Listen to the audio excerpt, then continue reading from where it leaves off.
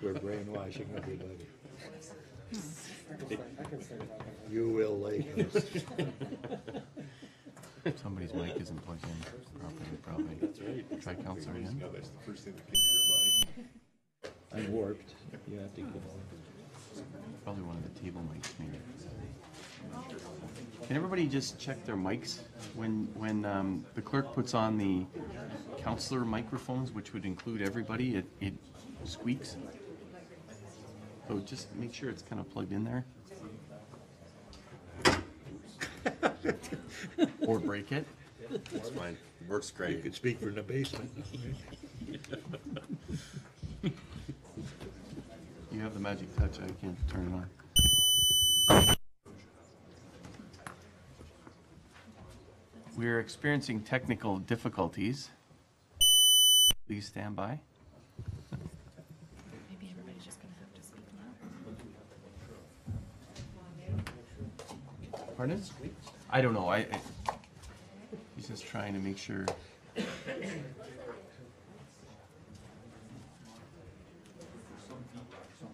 quite as far as there. They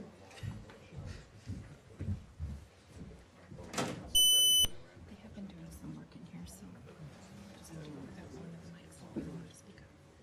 We can't have that one mic on this one. Okay. Did you check that table? I did.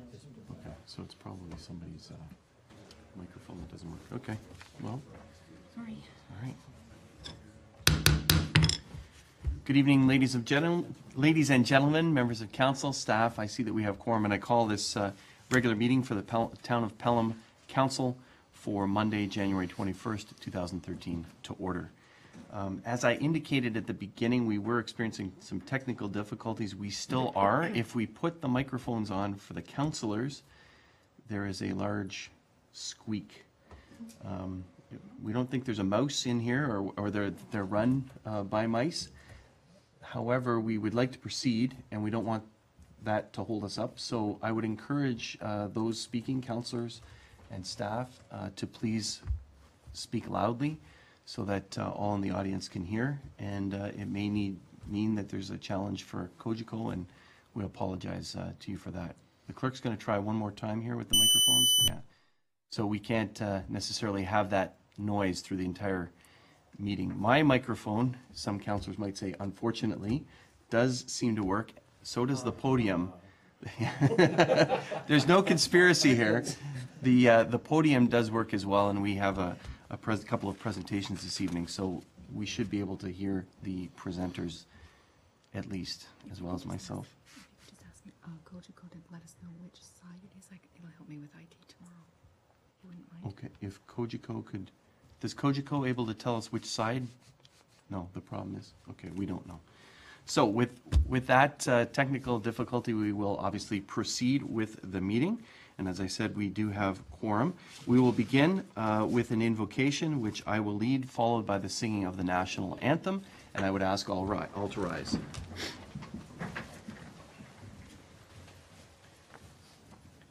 As a kind of a prelude to the prayer, a famous teacher at Notre Dame College School recently passed away, Sister Beatrice Brunner. And this was a prayer that was said at her memorial service, and I'd like to pray it this evening. Dear Lord, we thank the Father of mercies for the rich blessings bestowed. Oh, that's not it, sorry. Dear Lord, may all that you have done be for the healing of the whole. May all that you have done mend our broken world. May all that you have done bring blessing to the earth. May all that you have done be for the good of all. Dear Lord, we keep this in mind this evening about all that we do this evening at this council meeting and all that we have done as we look back on this council meeting to heal the world, bless the earth, and be for the good of all. Amen. O Canada, our home and native land, true patron of, in all thy Son's command, with glowing hearts hearts we see thee rise, the true north, strong and free. From far and wide, O Canada, we stand on guard for thee. God keep our land glorious and free. O Canada, we stand on guard for thee. O Canada, we stand on guard for thee. Thank you, ladies and gentlemen, members of council. We'll begin with approval of the agenda. It has been moved by Councillor Clark, seconded by Councillor Durley, that the agenda for the January 21st, 2013 regular meeting of council be adopted. Are there any changes, additions to the agenda?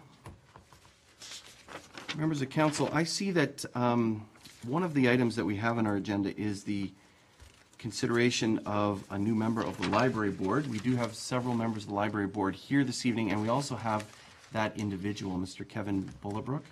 And I would ask that maybe we would move that item up immediately following the presentation of the library board meeting. Is that amenable? So moved by Councillor Papp and seconded by Councillor Kersey, that we change the order of the agenda so that immediately following 7.12 that we would consider the appointment of Kevin to that board. All those in favor? Any opposed? That amendment is carried. What number was that? Madam Clerk, did you find that? Yes, that is number 17.1. 17.1, thank you.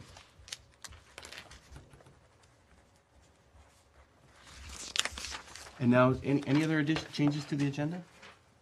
There being none, I call the question on the amended agenda. All those in favor? Any opposed? That agenda is carried. The next item is disclosure of pecuniary interest and the general nature thereof. Do any members of council have any pecuniary interest they need to declare at this time? Can that be noted in the minutes, please? Thank you. The next item is hearing of presentations and delegations. And we have a series of presentations here this evening, and we have several members of from our Pelham Fire Service who are here this evening, and the Chief and I will be presenting some service awards to them. It is certainly fitting that we do this, and I've said this before, and I'll continue to say it. We certainly appreciate the excellent work of members of the fire service. These gentlemen have been serving our community for a number of years, and the service awards that are here are 20 or more, 20, 25, and 30. And as I've said before, people in the community really appreciate your efforts and your service, and know that you're always there when needed. And on behalf of council, I want to say thank you very much for your service and dedication. It's interesting, members of council, if you add up the service years of these gentlemen, and they're not all tonight, so they keep going on, but just the years that we are honoring this evening, it adds up to 205 hours among these gentlemen. It's outstanding service to the community. So on behalf of council, I want to say thank you very much. And now the Chief and I will proceed.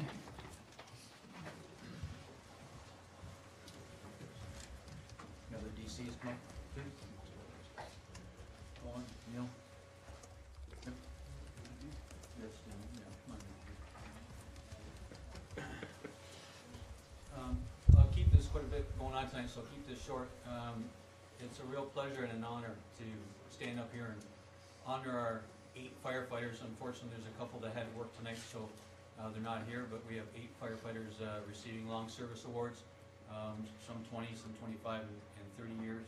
As the mayor said, it's a combined total of 205 years of service between 8 members.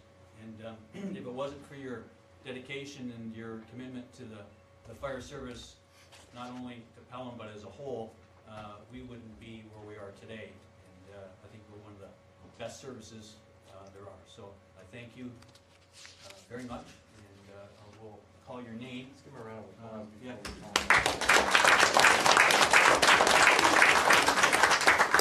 The first is the 20-year federal award, and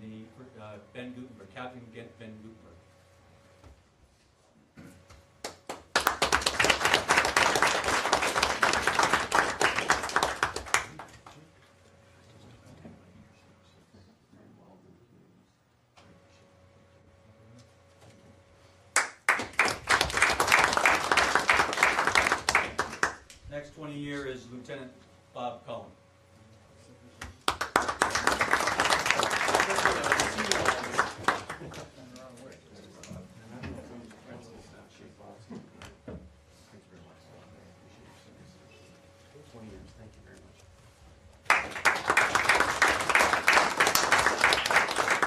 Our third 20-year recipient, unfortunately, was unable to attend this evening, and so has District Chief Jim Waldeck is going to receive that award. Okay, that's for Murray Barron. Murray Barron.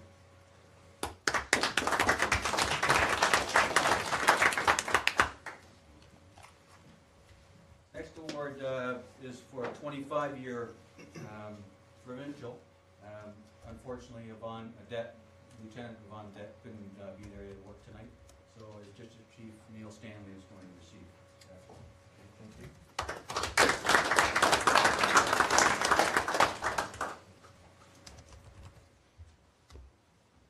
Now we get to the dinosaurs.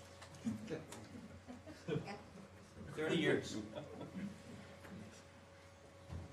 Captain Frank Limo.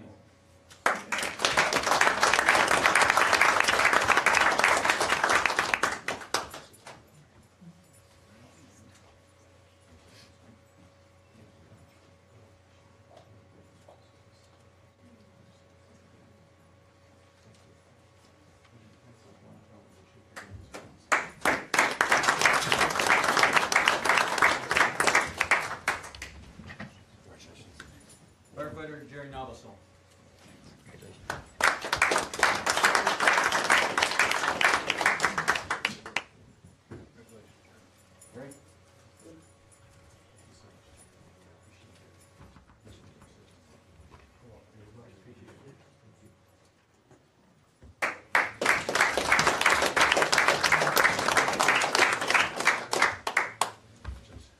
Captain Terry Beckett.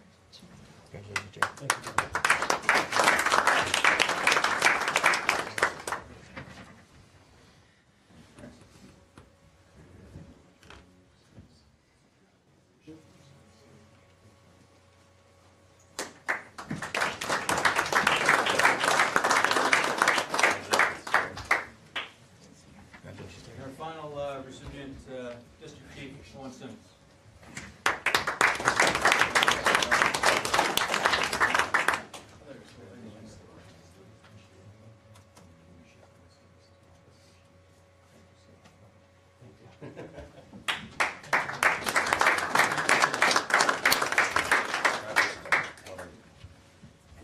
Congratulations.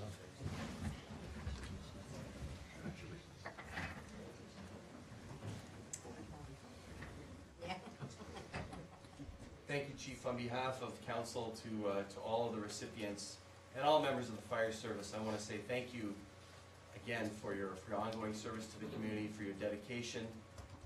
As some of the firefighters said, and I said thank you. Owen says I love it.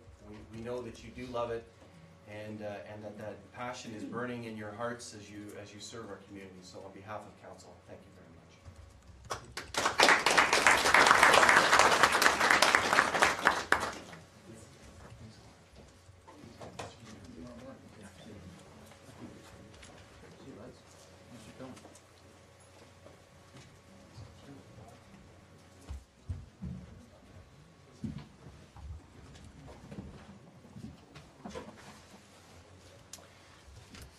Thank you again. Our next item is a presentation by Todd McDonald regarding the Pelham Library Needs Assessment. Thank you very much for joining us, Mr. McDonald. Thank you very much, Mr. Mayor. You may regret the fact that this is working for me as well. Well, thanks for your presentation. Members of council, staff, and our audience tonight, my name is Todd McDonald. I am the president of Performance Concepts Consulting. You can stand, yeah. It should catch you. And that's fine. good? Okay. And I'm here tonight to provide council and our audience with a briefing on this important project, the Library Needs Assessment that my firm has been retained to execute on behalf of the town. My firm specializes in this kind of work, operational reviews, improvement work, and needs assessments for municipalities across the country. So I am confident our team will be hitting the ground running with lots of knowledge and lots of questions, and we have a well-defined work plan to execute on your behalf. I will be leading my firm's team on this job personally. My library expert consulting team that I will be bringing to the assignment comes from the West Coast, and I will be bringing them in to do some specific work concerning both branches of the library system, the physical structures and the mix of programming and services offered at each library. And they will be providing important input into both our analysis, because this will be an evidence-based analysis of the needs and the path forward for the library system, as well as a series of recommendations. And we will be doing more than simply throwing options out onto the floor for council. We will have evidence-based options, but we will also be providing you with a clear set of professional recommendations about what we think, what our team thinks that path looks like going forward. Obviously, there's a number of big picture questions that have been in the community for some time when it comes to the shape and the future of the library system. Certainly, these questions that you see here are principal questions that we will be investigating in an evidence-based fashion around current levels of utilization, public usage. Do 2 library branches make sense? Fewer branches? More branches? Located where? We want to look at all of those questions in an evidence-based fashion so that when a pathway forward does become clear, we can say with great comfort that council was provided with analysis for all of the options. We are not leapfrogging or diving into any particular option, and obviously we come to this work with no preconceived notions about what the solution, what the library service will look like moving forward. We certainly not only want to look at current public utilization, we also want to look at future growth. This municipality is going to grow according to Niagara Region official plan population projections, as well as your own soon-to-be finalized official plan as well. And so the question is, when you add current growth and new growth, again, 2 branches, less than 2, more branches, and located where? And then, of course, the question of online virtual services. Library services are changing. Technology is driving change in the library world, and we want to look at the impact of online internet-driven virtual services and what that means for traditional notions of libraries as platforms for accessing a physical set of books, for instance, versus the online services and e-books, and what that might mean as we move forward, and what it means for library space and for the design of the system. And then finally, the whole question of public satisfaction. We want to make sure that the blend of programs, of internet access, of the collection are meeting the modern and evolving needs of the Pelham citizenry and library users as we move forward. So we're going to take those 4 questions, those 4 big questions on, and we're going to look at the evidence in an analytical sense and see where we end up. In other words, our mission as we see it is using evidence-based tools. We're going to create a pathway for change based on council's expectations, based on public priorities, based on library best practices, and we're going to balance quality and affordability to make sure that both taxpayer interests as well as library user interests are reflected in our analysis. We will consider new ways of doing business, and we believe that we're going to create positive change that reflects the trust and the commitment of all of the stakeholders in the library system. So we will consult and learn, we will collect and analyze, we will reimagine the space, the programs, and the service delivery processes. We'll come up with a plan to go forward. We will stress test that plan with the community through public consultation, and then we will have a relentless implementation pathway to move you forward in the modernization of your library system. Very good. The work is going to be undertaken in 3 phases according to the RFP that the town put forward. Our initial focus will be on Maple Acre, the Fenwick branch, looking at utilization, looking at space and services, benchmarking your library service against other comparably sized municipalities, and of course doing some public consultation in that process. We'll undertake a similar kind of an investigation for the Fonthill branch And then finally, in phase 3, we will bring the two snapshots of performance in the system together, and we will devise a system-wide solution for you going forward. That could well continue to be a two-branch system. It could be a consolidated model. Branches could theoretically move in location according to where new population official plan-driven growth might be. All those options are possible. We're going to look at them and in a sober, evidence-based fashion. In particular, we're going to do this detailed architect-driven assessment by a member of my team, looking at the specifics of the physical layout of the two properties, assessing whether or not both branches are sustainable going forward, and looking at the relationship between form and function. What do we want to do inside the library as libraries evolve through technology and forward, and what kind of space do we need for that to happen? And we'll take this special piece of the study with this architect-driven analysis, and we'll integrate that with our demand forecasting and our benchmarking and the input that we're going to get from both staff and the public. Estimated timeframes. We believe this work will be completed by mid-May. Each of the phases will happen consecutively. We're already underway. We have begun working with library board members, with library staff, with your staff here at the municipality. We had good meetings as recently as today, and we have good momentum underway. A critical piece that I wanted to highlight here is, while we're going to be crunching numbers and doing an evidence-based review within our team, it's equally important, if not more important, that we get input from the public, that we get input from the citizenry, whether they are wearing a taxpayer affordability hat, i.e. what can we afford, or whether they are wearing a library user hat, i.e. what do we want.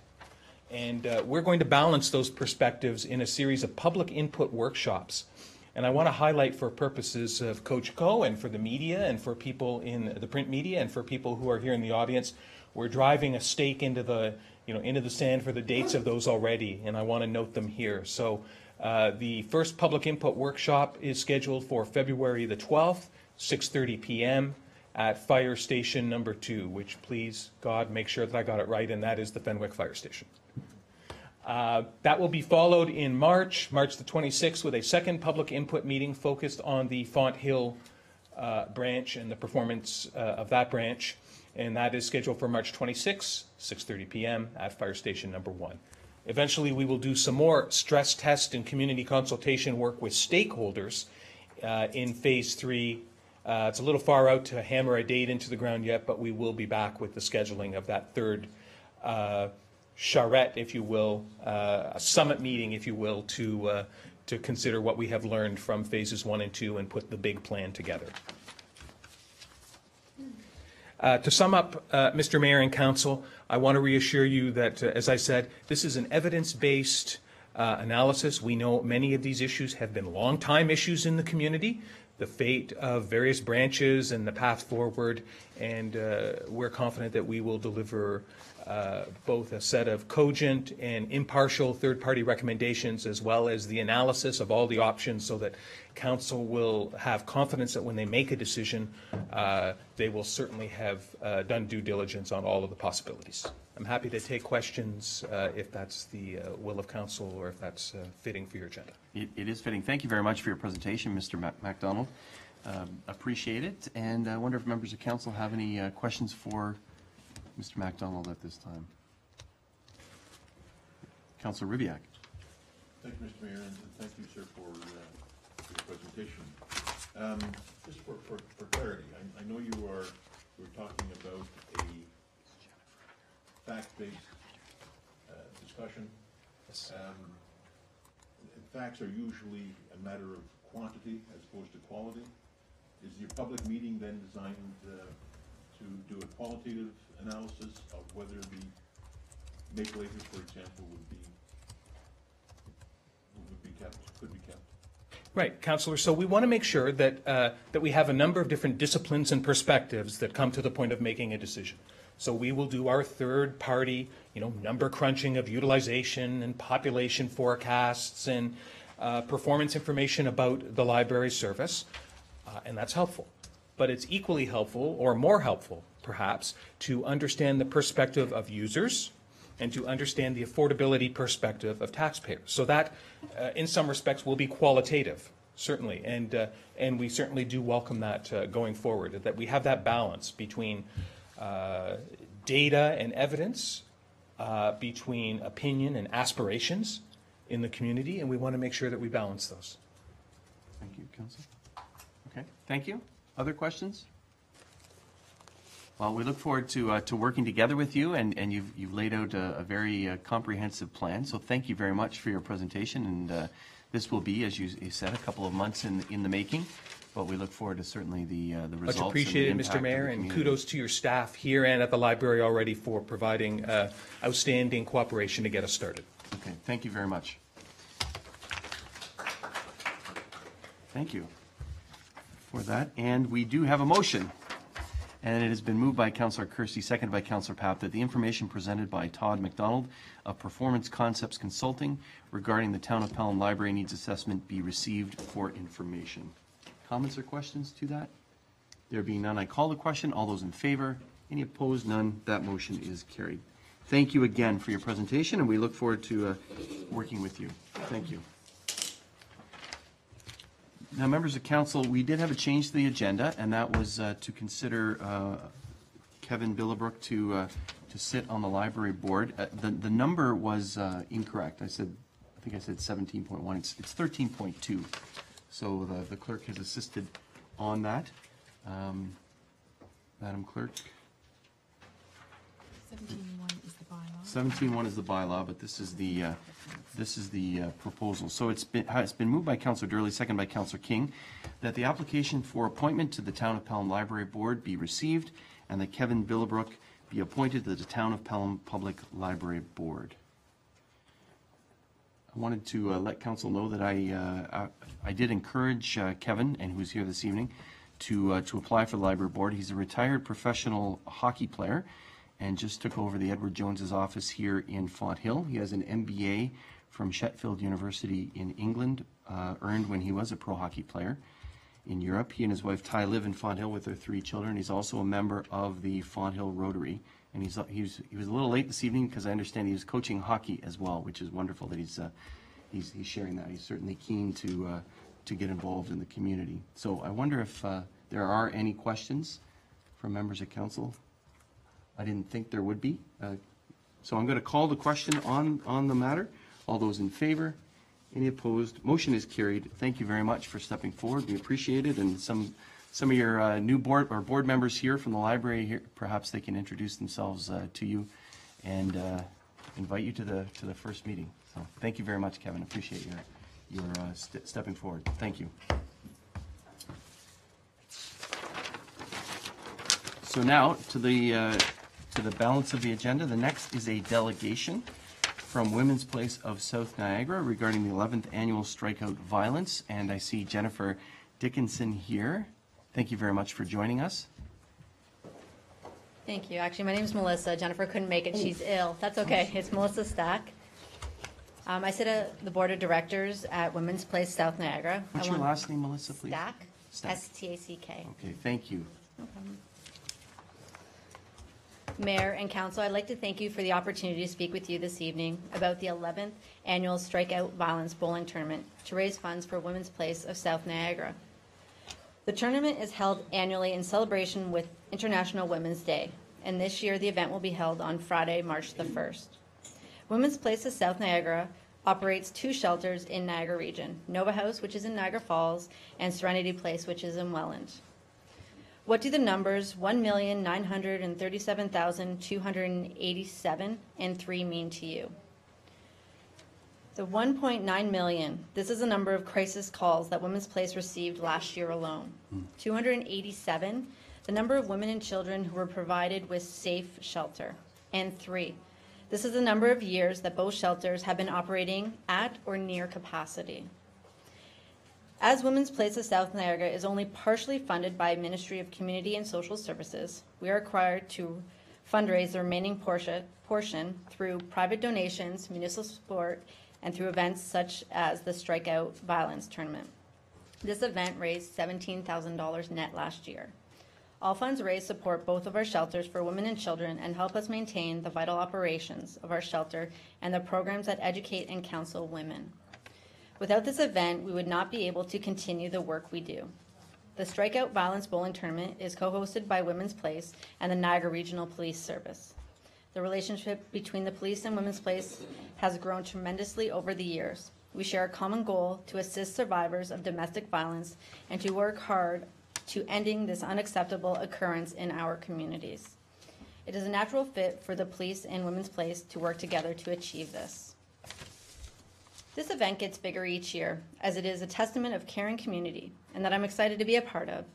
The bowlers and sponsors represent a broad spectrum of our society: police, business, healthcare, activists, social workers, service clubs, politicians, and everyday caring people. Although this is an extremely fun and worthwhile event, I do look forward to the day it will not necessary. We are challenging all cities in the region to take part in this event. The top team of the tournament will be presented with an award at the dinner reception held at Club Italia immediately following the bowling tournament. Will the mayor and councilors of Pelham and the staff of Town Hall participate in this tournament on Friday, March the 1st, 2013 to support Women's Place of South Niagara? On behalf of Women's Place, the Strikeout Violence Bowling Tournament Committee, and the hundreds of clients at Women's Place Services, I thank you for your time this evening. Thank you very much, Ms. Stack, for your presentation. No problem. Appreciate that. I wonder if members of council have any questions for you at this time, either regarding Women's Place of South Niagara or the tournament. Are there any questions? Very comprehensive presentation. Councilor Papp is okay. Thank you again you. for your presentation. I do have a motion here to receive, and that has been moved by Councilor Papp, seconded by Councilor Clark, that the information presented in the delegation regarding Women's Place of South Niagara and the Niagara Regional Police Service 11th Annual Strikeout Violence Bowling Tournament be received for information. I'm going to call the question. All those in favor? Any opposed? That motion is carried, and we'll certainly consider your suggestion to us as we move forward. So thank you very much for your Thank you. presentation, and good luck with the event. Thank you. Thank you. The next item is report from Regional Councillor Brian Beatty. Thank you for joining us, Mr. Mayor, Councillor. And members of council and staff. This is the first report for 2013. It's got a unique flavor to it in that there was no report for the Public Health and Social Services Committee. It's the first time that's happened, but we only had one information report that wasn't time sensitive at that point. That being said, the Thursday meeting lasted until 1:30 in the morning. It was not one of our finest hours in terms of length of meeting. At our Corporate Services Committee, introductions were made. As you know, we've had a significant changeover in terms of staff and corporate services, from the commissioner to the director, and also through almost the entire legal staff. So introductions were made for the acting director of financial management and 2 new legal counsel staff for the region. We did approve a report outlining the 2013 levy dates and the amounts. Also a report which provides the reserve and reserve fund policy. And there was an approval of the Municipal Infrastructure Investment Initiative Capital Program and expression of interest pre-screening application. 2013 capital budgets were initiated for 3 areas: corporate services, Niagara Regional Housing, as well as public health, ambulance, and equipment replacement. And approved a Broad Oak, that's a housing development budget overage. Approved the police services bylaw for user fees and charges. And lastly, approved a 50-50 partnership with the City of Niagara Falls to fund the FCM conference in 2014 with an upset limit of $350,000 each. We're hoping that as many as 3,000 to 4,000 delegates will be attending that conference here in Niagara. Integrated Community Planning Committee held a statutory public meeting under the Planning Act respecting the Regional Policy Plan Amendment 5, 2012. It proposes to implement new guidance contained in the 2012 Environmental Impact Study Guidelines. Also received a presentation and an update of what's going on with Niagara Sport Commission, and received a presentation and then approved a report recommending the reduction of industrial development charges to 0 for the next 2 years. Very strong support from the industrial community in terms of setting that standard to try and improve economic job growth in Niagara. Approved a report recommending the revised policy on the filling of vacancies in the Office of Regional Councillor, and basically it is to say that the local council will make that determination either by appointing an individual or requesting a by-election, which would be the responsibility of funding of the region of Niagara. Approved a recommendation report for the approval of the West Lincoln Official Plan Amendment number 26, and also a housekeeping amendment to the Regional Policy Plans, Niagara Gateway Economic Zone and Center policies. In Public Works, we received a delegation which was basically informing Council that Council must be certain that exemptions are possible under the Development Charges Act to relieve the costs, and must provide relief to all similar requests within a certain category, otherwise the relief would be considered as bonusing. Received 2 delegations, in fact, requesting relief from development charges, approving the first request as that application was made during the transition phase, and approved the second at Council for the Heartland Forest, which is a not-for-profit organization in Niagara Falls. Approved a subsequent report recommending the request for relief not be considered again until a council policy was created and a grant program funded. Received a report on the Niagara Region Residential Waste Diversion Target Review and amended the timeline for achieving the 65% diversion to 2020 with a 56% diversion rate aspired to by 2016. And you may be aware, the local members of the community have expressed concerns about the design of the entrance from Pelham Road and Effingham Street, and staff have been asked to look at possible solutions for the concerns raised there. Mainly, my understanding is it's for the longer vehicles like farm wagons and transport trucks and so on. You can see quite a number of black scar marks on the side of the road where it somewhat dog legs in. And finally, at Regional Council itself, we received a presentation from a representative of the Child Advocacy Center and appointed Janet Pilon as the regional clerk. And the next meeting for Regional Council is on February 7th. I want to bring Council aware of 2 other items. We, in our first discussion on governance, did not take any of the major things that people might consider on governance. We looked at better communication of what regional services are available and looked at ways and means of reducing the duplication of services. One specific item is coming forward this Thursday for consideration. It's coming through Bruce Timms, Regional Councillor from St. Catharines, who's advocating the dual role, being both a municipal rep as well as a regional rep. That does happen in 2 or 3 of the regions in Ontario. It is a case where, obviously, before any action would be taken, I would really like to know what the position would be of this council. My own personal view is that the concept is to have, basically, in St. Catharines, 6 councillors, I suppose, eliminated in the sense that 6 councillors would have just the local council as well as the regional. I'm not going to be in a position of advocating that we have a reduction in the number of councillors in this community. We have 2 per ward. And I think that's necessary, in particular when some individuals by work or by illness are unable to assume their duties. My opinion on that particular topic is that right now you have your mayor bringing a full detailed knowledge of what happens at council, and mine is a more global or universal point of view in terms of the region as a whole. And I think that 2 viewpoint is valuable in terms of moving the region forward. However, I would respect your comments should there be any further discussion of trying to implement that. Secondly, I want to make you aware of an upcoming proposed conference. We had a discussion at our last governance review about having an AMO-style Niagara get-together of local councillors as well as regional councillors to look at, in some ways, best practice. What are the things that happen in Pelham that the story needs to be told for other councils to listen to? What are the things that are happening at the region to try and eliminate duplication, trying to make common forms, and being open for business in Niagara? So I would welcome your input individually, collectively, in terms of what kinds of things you would want. One of the suggestions we have is that we are able, through the school board as well as the region, to supply everyone who attends this gathering, and we're looking at probably at Balls Falls and that center, in terms of having clickers and having a number of pointed questions in terms of where do councillors, the local councillors and regional councillors stand on a number of issues, and getting an instantaneous sort of feedback in terms of where we all stand. So it should be a fairly informative forum. And again, I would welcome your comments as that is being organized to try and get your ideas of what you would like to see in such a venue. Thank you very much, Councillor Beatty, for your comprehensive report and for your additional items. The second item harkens back to a conversation that we had, I think, at the last term of council, where Councillor Papp raised the issue of perhaps getting all the local area municipal politicians together, the councillors together, to discuss things, and no doubt that's what you had in mind, that type of thing.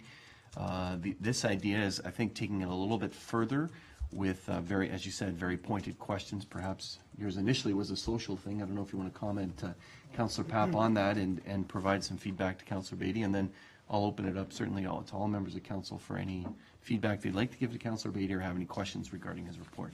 Councillor Papp, do you want to just comment on that? Well, thank you, Mr. Mayor. I appreciate that opportunity, and congratulations, Councillor Beatty. That is, the whole intent of my original suggestion was basically not just a social function, but to use that function as a vehicle by which to build the collaboration, engagement, and to discuss openly those areas in which many of us in municipalities, we don't usually get together, don't really talk about things mutually, and secondly, to work on the strength and the dynamics of the regional government and how it affects us positively and those things that we could improve on. So I would, in a nutshell, greatly encourage this sort of AMO setup. I think that would be terrific.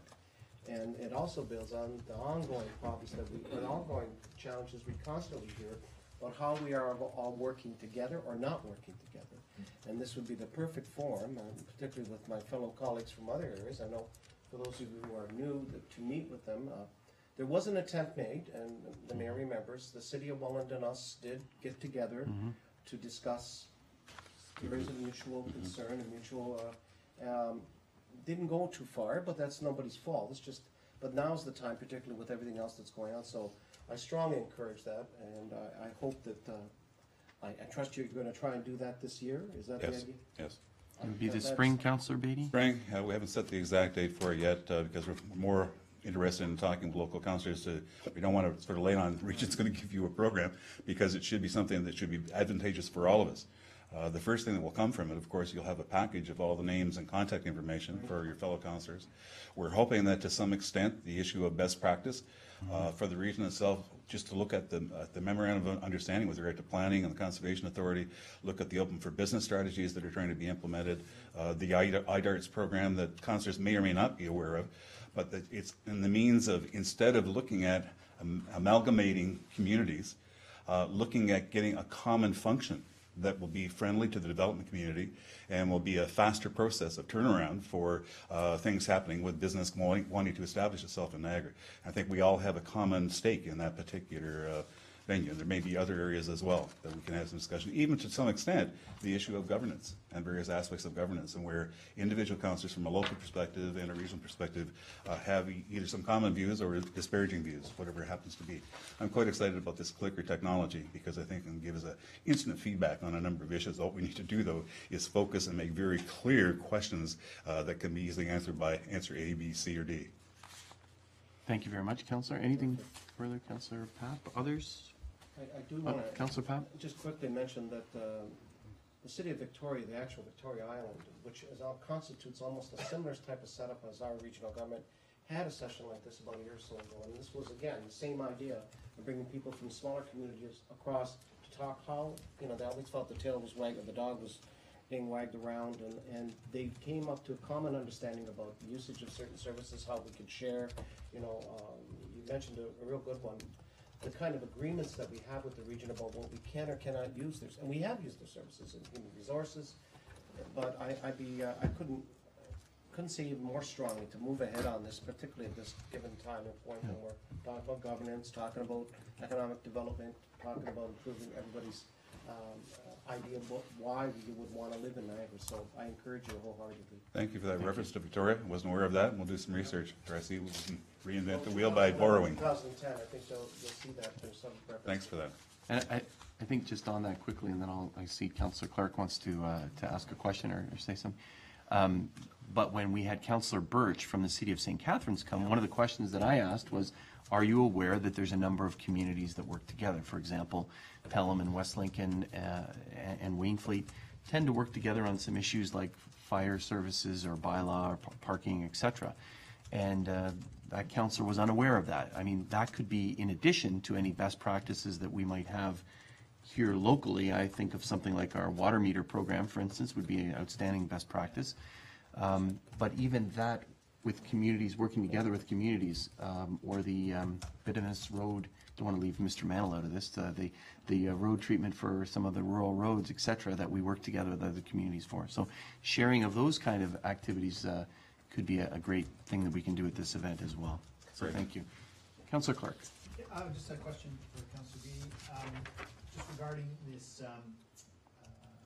industrial development fee reduction. Yes. If you could elaborate on that. Personally, I think that's a good news thing, but if you could just elaborate a little bit on that for me, like what perhaps the theory, the thinking behind that is, and Right. where and why and when and how soon? Well, First of all, it's based on practice and businesses that have decided not to locate here, and one of the factors has been the development charge issue, for industry in particular. I think more importantly, we've had very strong representation from Roy Timms and the Industrial Association in terms of their beliefs, in terms of Niagara moving forward. Perhaps even the 2 years may not be an appropriate length of time. As was mentioned during the discussion, many organizations that start looking at maybe several months later that they in fact make that decision.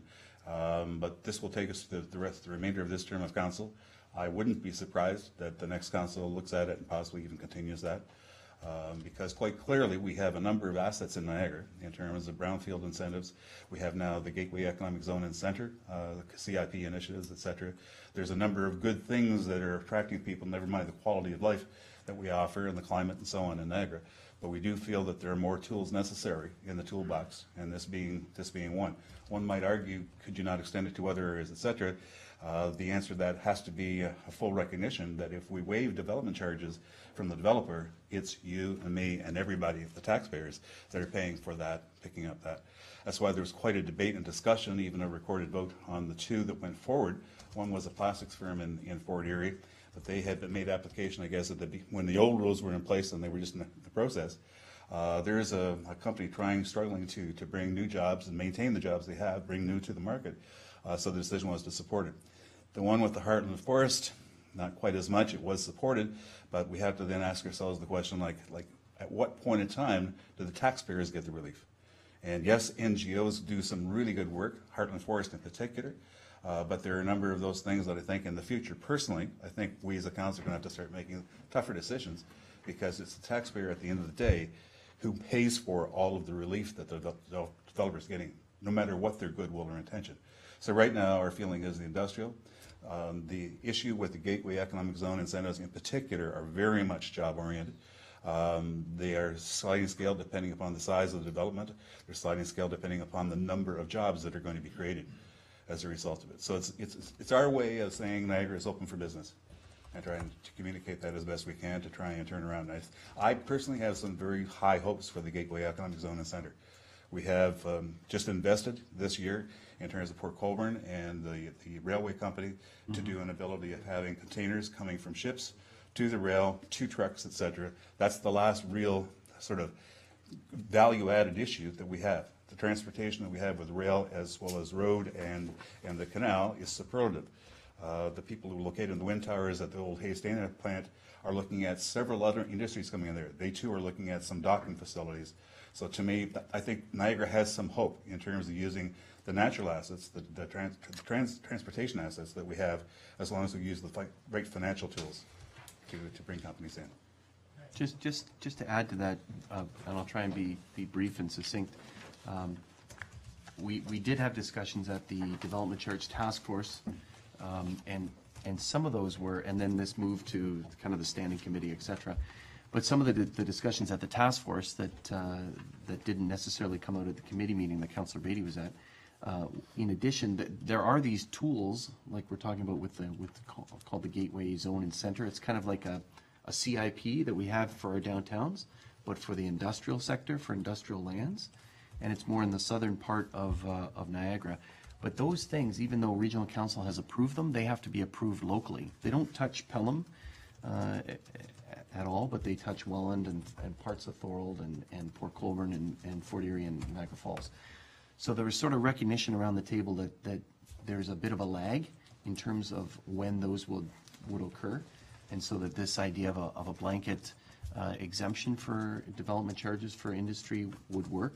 The second that came out, I think, loud and clear as well, is that sometimes industry isn't aware necessarily of some of the rules. So for instance, one of the major exemptions that's in the development charge bylaw, and I think it might be from the province, is that if you expand your plant 50% or less, there's no new development charges. So that type of message has to come out. So in terms of an education process, or if you knock down a building and because it's antiquated, et cetera, on industrial lands, and build a new building, there's no, within 5 years or something like that, there's no new development charge paid. So I think at the committee level, we saw that as a way of also educating and working together with the industrial sector to to say there's some work that has to be done here as well. So that's probably why the 2-year piece came in. And the most important piece of that, in addition to the exemption, is that we asked for our economic development officer to do a report to say, okay, before we move ahead and give a blanket exemption for a longer period of time, to see what is the financial impact, what is the return on investment of waiving those charges. It's anticipated that that cost would be somewhere in the neighborhood of $100,000 each year for 2 years. But we want to see what the ROI is, what the uptake is on it. So that will be coming in a couple years' time once I guess the exemption's there now. That has to be It might be communicated. considered like the CIP return on investment is a 9 to 1. Like it's really doing the job that it's intended to do. Right. No, I'm not sure how far along they are with this and if they're familiar with the previous history, but I know the city of Port Colborne did something like this a number of years ago.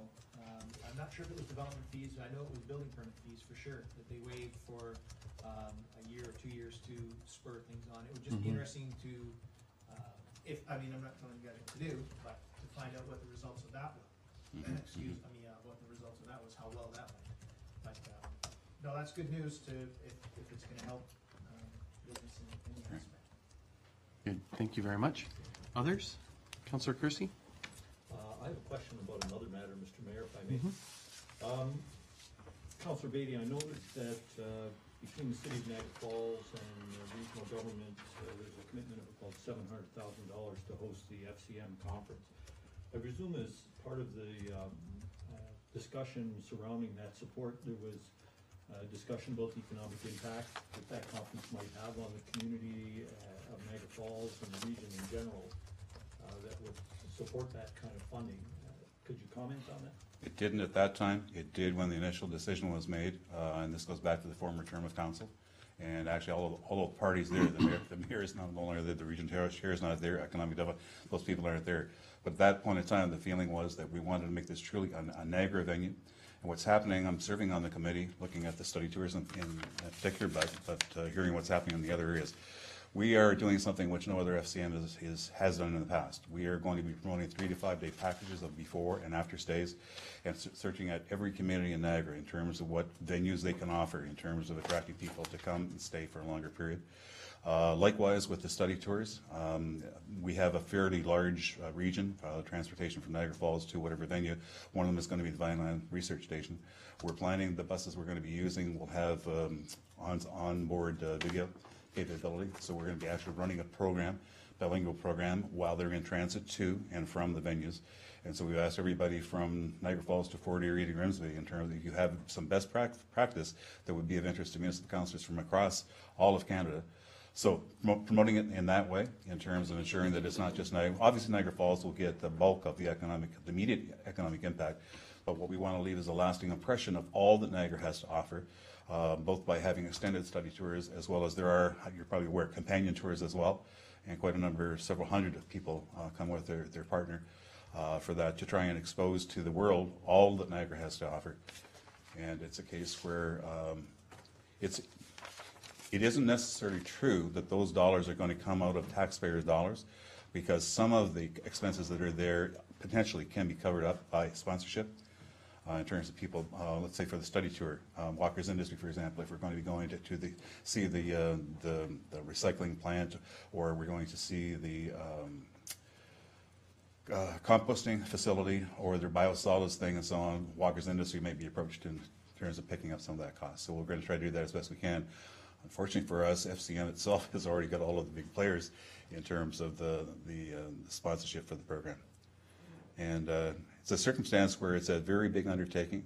My personal feeling is that given the venue, it's the first time it's ever been in Niagara because of the fact we now have a convention center, is that I wouldn't be surprised if we're looking between, with staff, members and their partners, 3,000 to 5,000 would not be out of line, in my humble opinion. We're beginning the process looking at a smaller number until we see sort of what happens. Vancouver is doing already this year a number of things that we're proposing, like extended study tours and so on. And there's a Monday program which I've viewed as being somewhat lackluster in the past. Vancouver is trying to up that in terms of making a more substantial program, again for the view of not only for the benefit of the delegates and a rewarding conference, but also keeping people in the area longer. Thank you, Councillor Beatty. Anything further? Any other members of council? Thank you very much, Councillor Beatty, for your report and for the discussion. We look forward to the governance discussion again at the region. And Yes. again, if members of council have any input on that, certainly Councillor Beatty and I would be pleased to take that. Really, the debate that's going to occur on Thursday is more about the election of regional chair and this whole idea of the dual direct elect regional councillor, which would dramatically change this council's makeup, I think, if it were to proceed. So I think I would look for something like allowing the local municipalities. It seems, for instance, that St. Catharines is keen on doing it, or appears to be, or may be keen. So leave it up to the local municipality if they want to do that. And that would be a discussion that we would have to have here. So whatever we do at the region would be flexible enough to do that. And I know that a few of us have had that discussion, so.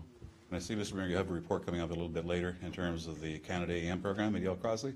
Obviously, being the co-chair of the 50th reunion, I'll be there as early in the morning as it is in terms of wake up and so on. And I've offered to Vicky any assistance that I can be in terms of working with the town staff to, it's going to be a wonderful day for Yale Crossley and the town of Pelham in terms of getting us some pretty national exposure in terms of the great things that happen in this community. So Thank you very much, Councillor. We look forward to seeing you there. And I think one of your offers was to flip pancakes. I think we'll certainly do that.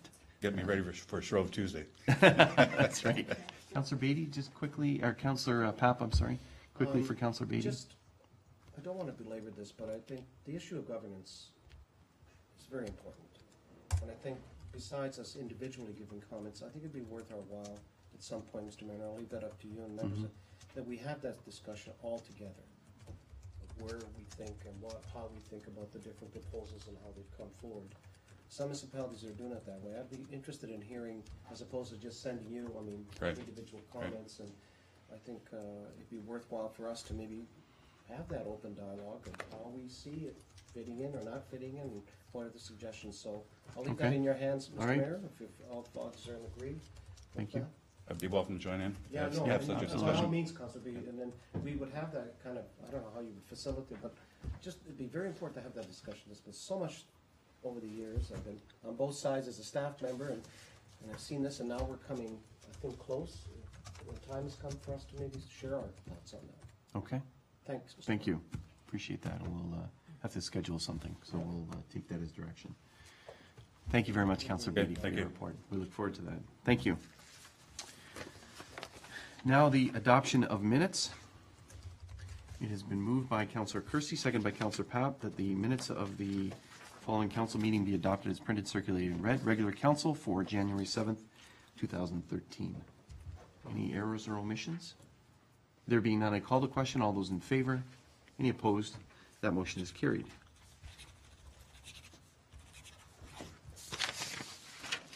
Thank you. The next item is consent agenda items to be considered in block. Before we do that, I wonder if any members would like to lift any of the items for separate consideration. Are there any items you'd like to lift at this time? There being none, it has been moved by Councillor Papp, seconded by Councillor Clark, that the following consent agenda items be received and approved.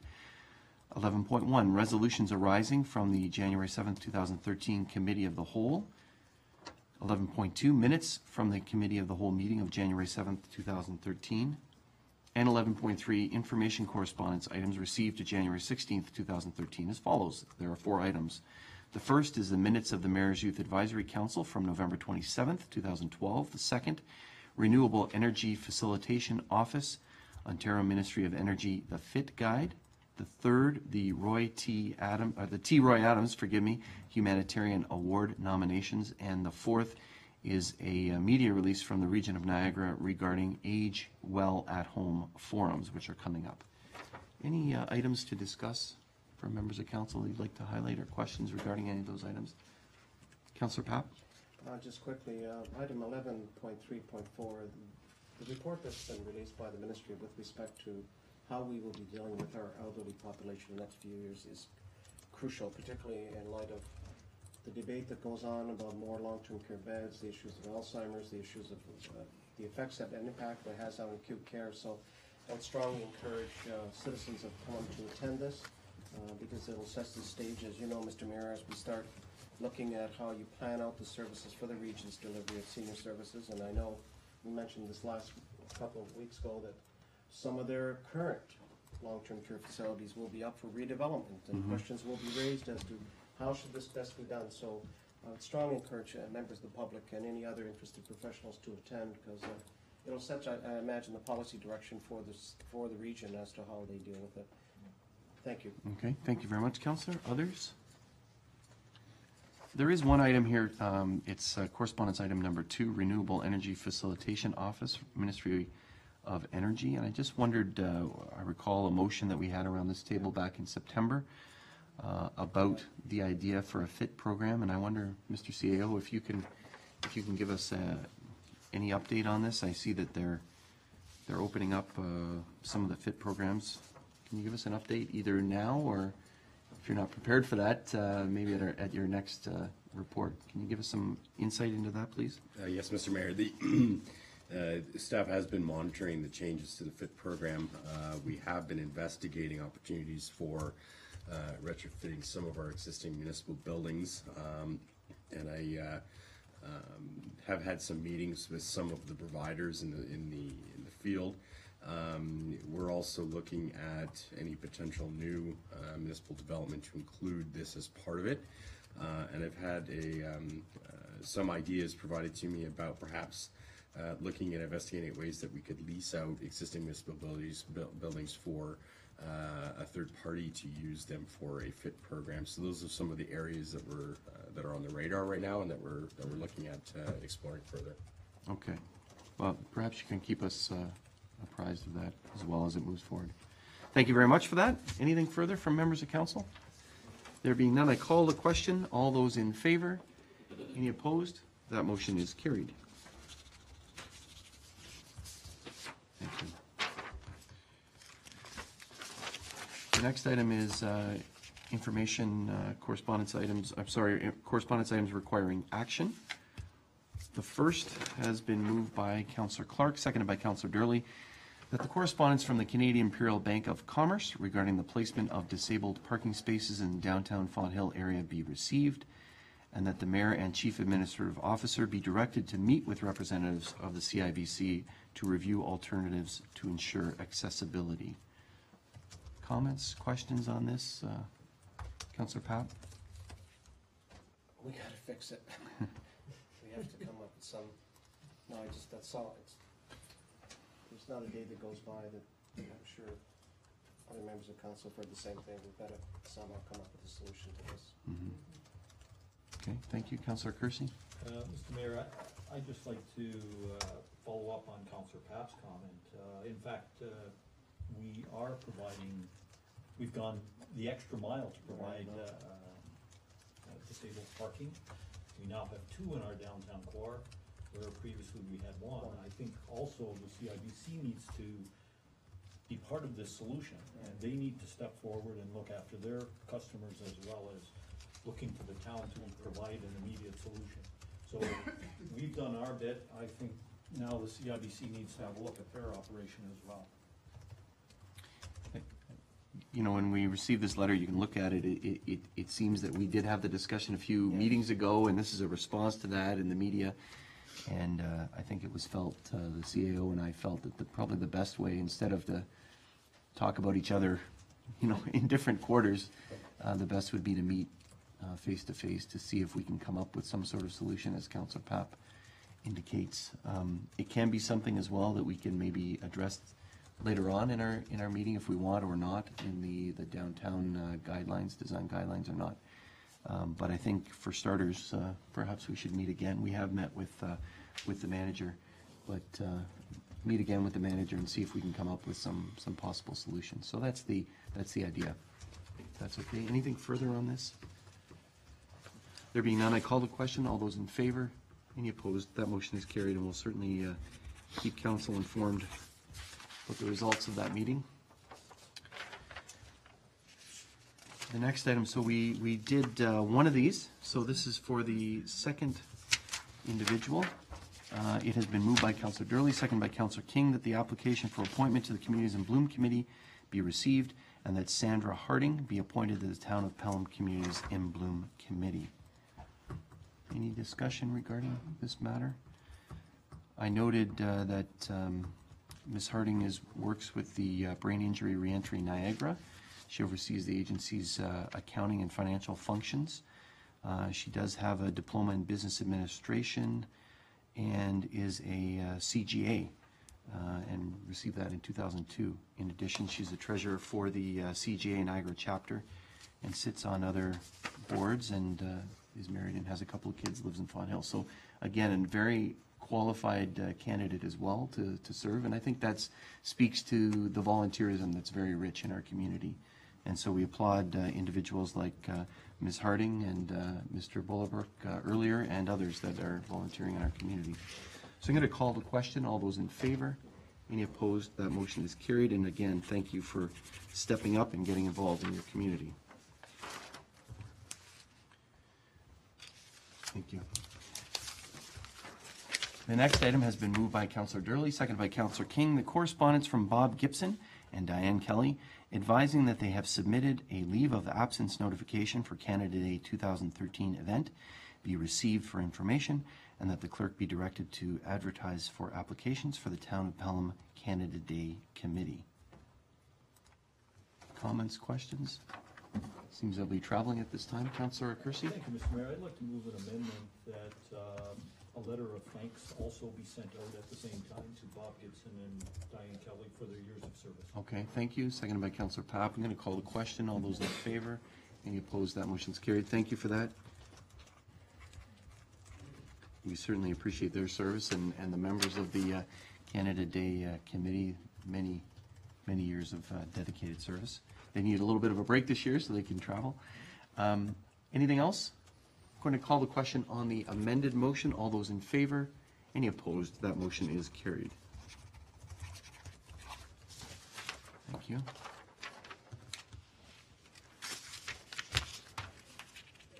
Next is presentation and consideration of reports. Is that correct? And so I have 3 reports. The first is regarding Big Brothers Big Sisters Bowl for Kids' Sake. I had the pleasure of being involved in the launch, similar to another strikeout violence one that we heard this evening. This is the launch for the Big Brothers Big Sisters Bowl for Kids' Sake that occurred on January 10th at the Parkway in St. Catharines. It was a pleasure to attend, and certainly the point was made about mentorship from adults and how it gives children a chance to have a positive future in the opportunity to contribute, just as we had some volunteers contributing as citizens in communities. At the event, we threw the inaugural balls that kicked off the bowling for the event, and it was really a media launch, and they also announced their goal for this year. Big Brothers and Big Sisters of Canada it's a very significant milestone for them this year. They're celebrating 100 years of mentorship. And in that, they were doing a time capsule, and they asked each community to bring forward something that they could include in the time capsule. From our community, it was felt that I felt that the best would be a picture of the Mayor's Youth Advisory Council to indicate council's commitment to youth in the community, and so that's included in their time capsule. The event is coming up on February 23rd in Welland, and last year it was a disco theme. This year it's a bit different, and so I'll certainly send information out to the community, but I would encourage all to participate in the Bowl for Kids' Sake on February 23rd. Watch for details. The next item is Deputy Mayor rotation. What that means is that we certainly have a rotating role for Deputy Mayor. I want to thank Councillor Durley for his excellent service, leading us most recently as Deputy Mayor. He led us through some changes to the procedure bylaw, including Policies and Priorities Committee. So I thank you for that, Councillor Durley, and for being there whenever I couldn't make an event or something. You were always there to step in and carry on duties. As of January 16th, our new Deputy Mayor is Councillor Clark for a period of, I believe it's 8.5 months, just the way it's all been divided. So we look forward to Councillor Clark chairing the P&P meeting later this evening. So thank you very much, Councillor, for that. And we'll continue with the rotation as we move along. The third item is Canada AM. So we've heard a little bit about this in the media. We are very, very pleased when we heard that Canada AM is coming to the community, coming to E.L. Crosley, coming to Pelham.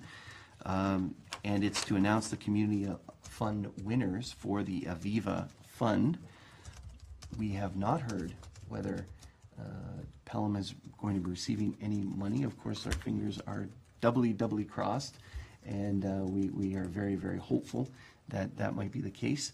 But really, I think we're seeing this as and Crosley seeing this as a way to celebrate E.L. Crosley School, as Councillor Beatty indicated earlier, but also a way to celebrate what a wonderful community we have. We have limited details at this moment because it is coming together very, very quickly in terms of all of the timing of things. Really, there will be, I'll say, 2 programs, one for TV, and in which there will be 60 to 90 second segments for the television audience. But also there will be 3 hours of celebrating community. So I know Ms. Van Ravensway and Mr. Ottaway are working diligently on this, as are all staff, if required, to make sure that it's a wonderful celebration. It will include a community breakfast, and it's anticipated that any funds raised from that will go to support a skate park. Ms. Van Ravensway is speaking about transportation, and I know we're speaking late in the afternoon. I'm going to ask you, actually, Ms. Van Ravensway, to comment any further, if there's any details that you can tell individuals at this time about some of the entertainment or some of the other details that we have in mind, if it's okay with Council. Ms. Van Ravensway? Well, as you noticed, or as you already noted, that we're in the midst of trying to get everything confirmed, and we're just really encouraging all the business community, the service clubs, the organizations, community sports teams who all come out at a very early hour, 6 a.m. on next Tuesday, the 29th, from 6 to 9, and show your spirit. It's pretty exciting. National TV will be there, and we have a lot to celebrate, as we all know. So we hope to see you. We would ask that you just keep your eye on our website. Tomorrow will be updated, and it seems like things change by the hour. You know, this is happening, that's happening. So www.pelham.ca, if you can keep an eye on it, we'll keep you updated. Thank you. Thank you very much, Ms. Van Ravensway. Unfortunately, not much more to say at this point, but I'm sure even tomorrow and Wednesday we'll have things a little bit more solidified. We had a meeting at the school today, but essentially it's going to be a wonderful community event with some entertainment. There'll be contests, there'll be food, there'll be Jeff Hutchinson who will be there, and he actually has a background in Pelham. He grew up in Pelham years and years ago and calls Pelham home. So we're going to have some fun with Jeff from Canada AM. So it's going to be a great time, and I'd encourage, of course, council to be there, but all from the community to be there at this great event to showcase what a wonderful community we have, and volunteerism and service clubs and community spirit. So look forward to that event. We do have other reports from members of council, and we have 2, one from Councillor Durley, one from Councillor Papp. Councillor Durley. Thank you, Mr. Mayor. On Thursday, January 10th, I had the honor and privilege, along with our federal member, Dean Allison, and the mayor, of attending the official opening of the 14th Annual International Silver Stick Additional Entry Final Tournament, hosted by a committee of the Pelham Minor Hockey Association, and this opening ceremonies was at the Scotia Bank Center in Niagara Falls. We and the captains and coaches of the teams entered into the tournament were paraded into the Assembly Hall by Piper McKenzie. Katie offered her renditions of the U.S. and Canadian national anthems. She has a beautiful voice. and it brought thundering cheers from the crowd that I estimated to be around 2,000, I would think, in the large building, and that included players, team officials, parents, and supporters. The MC, Craig Sturtzinger, very capably introduced all the dignitaries, captains, and coaches of every team, and led everyone through the brief program, followed by a further welcome from Chair Dave Kirkness, who, along with Larry Frost and Christine Gazzola, headed the committee that administered this very successful event. A total of 64 teams from as far away as San Jose to Sault Ste. Marie, from Huntsville, Alabama to Huntsville, Ontario, and many centers in between were entered to compete for the coveted Silver Stick, which would be awarded to all winners in all divisions. The opening ceremonies were capped off with a very entertaining presentation illustrating lumberjack techniques and tools used in the lumberjack trade. I think one chainsaw there had more horsepower than the car that I'm driving. Amazing. The tournament ran from January 10th through January 13th, and unlike the regional Silver Stick tournament hosted by the Pelham Minor Hockey Association during the Christmas break that saw many games played in the Pelham Arena, all or most of the games in this international tournament were hosted in Niagara Falls or St. Catharines. Sports tourism is an ideal way to showcase a town and to encourage folks to visit and enjoy all that a community has to offer and support local businesses. This event brought folks to the region. Perhaps future tournaments can attract folks to the most caring, creative, and vibrant community in Ontario, in Niagara. Congratulations to the committee for a job well done. Speaking to folks visiting from many of the centers that had interest in the event, they were thrilled to attend and always look forward to returning each year to enjoy the competition and the hospitality that is offered. Kudos to Dave, Larry, and Christine, and the entire committee that planned and executed this very successful event. Thank you, Mr. Mayor. Thank you very much, Councillor Durley, for your report and for attending that. And certainly, I know that you were pivotal in getting that event here in Pelham. 14, I was going to say 15. Yes, 15 years ago. So thank you very much, Councillor Durley. Councillor Papp, your report. Thank you, Mr. Mayor. It's my pleasure to bring you the highlights of the Pelham Chamber of Commerce Board meeting, which was held on January 14th, 2013. We had a presentation, and Mr. Mayor, you may help me. I think I got it right. Niagara Innovate. They used to be XGen. Oh, yes, yeah. Chief Burrow, this group has, they're a group of highly trained private individuals and collectively who help individual businesses work towards success, and I was fascinated by the approach that they used, and was actually inviting them to come and join and talk to us about how we retain businesses, attract businesses, and how they can change way best practices. Secondly, we're going to continue, Mr. Mayor, you and I and members of the staff of the Chamber to do corporate visits. We will go out in the community to visit a number of businesses and just to highlight to them the benefits and the advantages of being part of the Chamber and being part, more importantly, of the town of Pelham. Calendar of events for the upcoming year was circulated. As many events, I'll circulate those through members of committee through the clerk. And finally, there was a general commitment that we continue to work as we have very closely and very, I guess, forcefully towards our efforts here in maintaining and keeping businesses, particularly in light of the fact that we have this very, with East Fontaine and everything else that's going on on Highway 20, that with the PBA, with the Chamber, with all the other interested groups, that will work towards that sort of successful implementation of a successful business plan. Thank you. All right, thank you very much, Councillor, for that. Appreciate your ongoing work on that, on the Chamber. The next item is staff reports requiring action. We have 2 reports. It has been moved by Councillor King, thank you.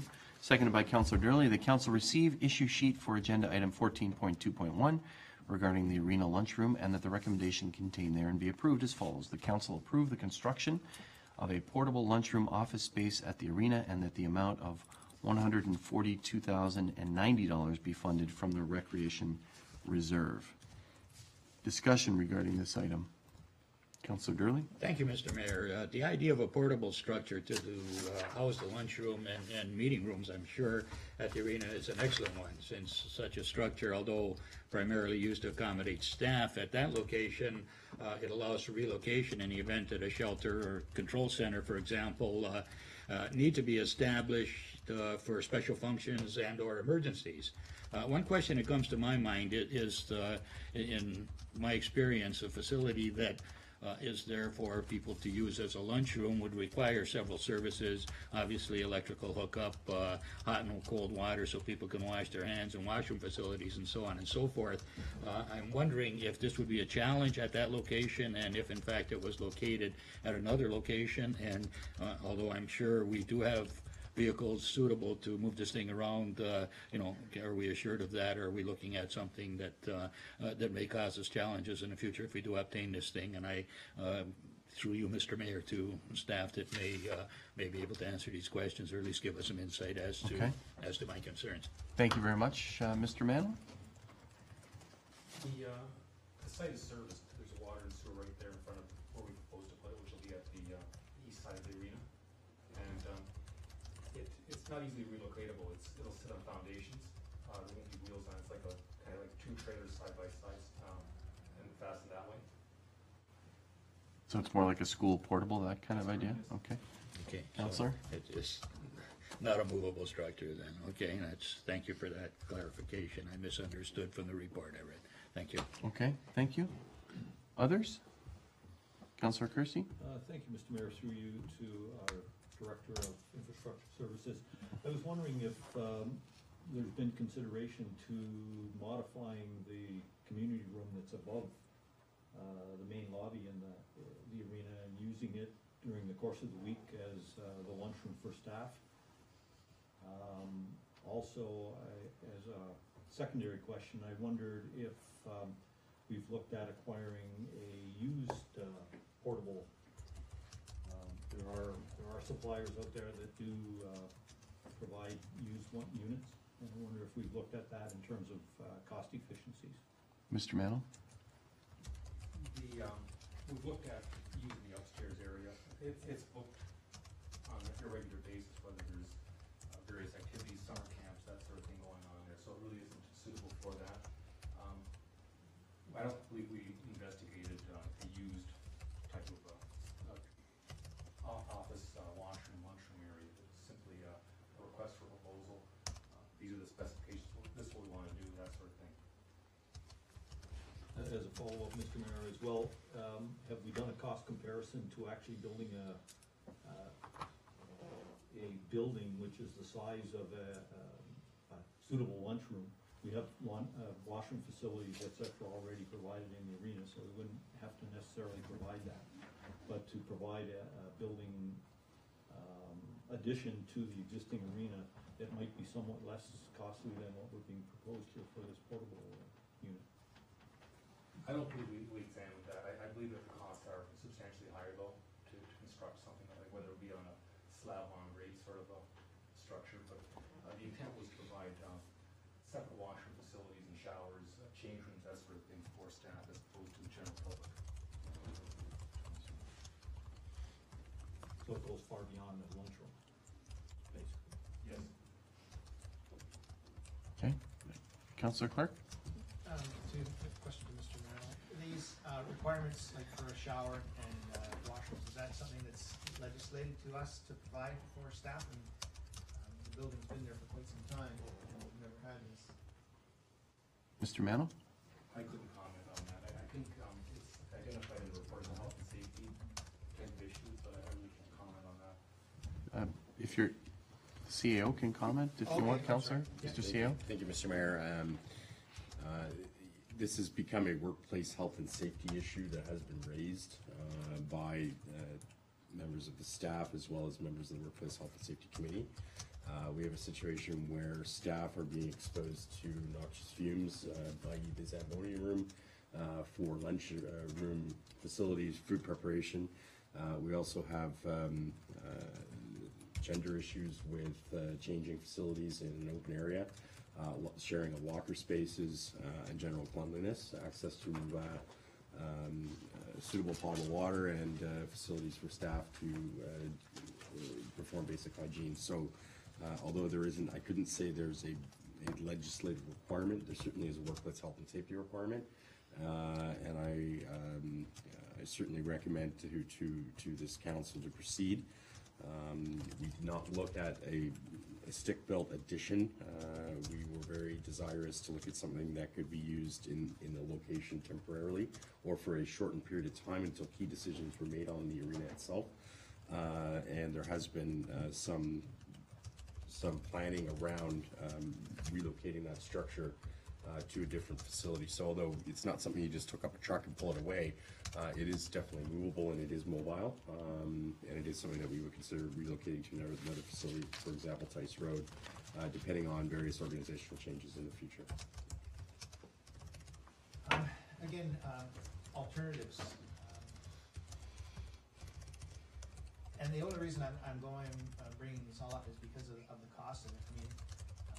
I mean, there must be some other alternatives that we can have to a temporary building, similar along the lines that Councillor Gurley was saying. I mean, some of them have wheels.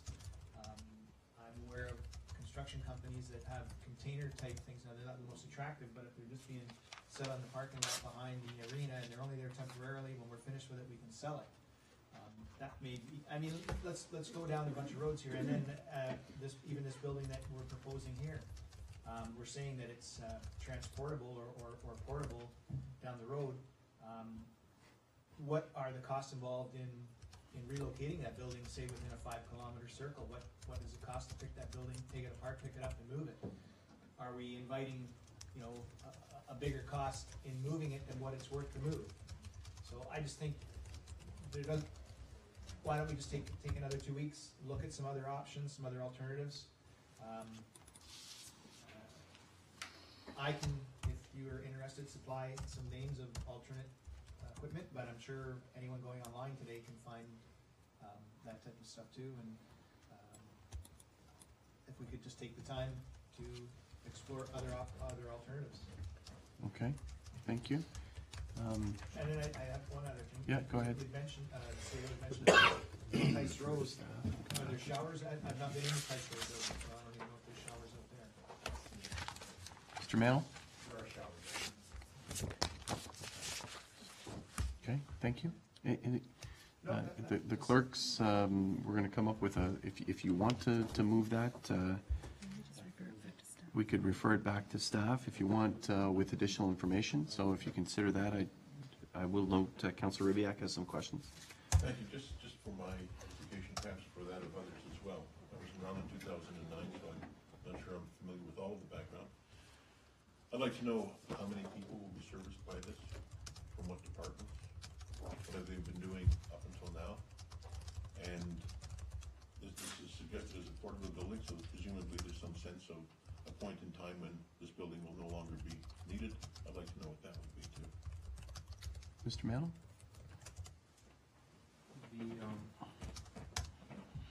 The building, currently staff at that site, they'll use the change rooms that the public use, those sort of things, the public washrooms, that sort of thing. And that's, currently there are probably, as seasonal staff, you would have, like in the summertime, maybe a dozen employees at that location. During the winter season, you would have half a dozen.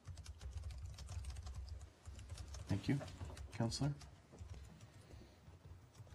So we're talking about a maximum of about 12 people requiring this, and it's suggested as a portable building because what's happening, what's planned for the future with regard to that?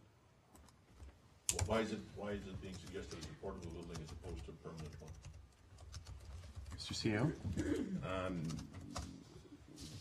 I guess the answer to that question is, Mr. Mayor, we simply don't know the future of the arena going forward. We know there's a number of things that are being looked at in the community.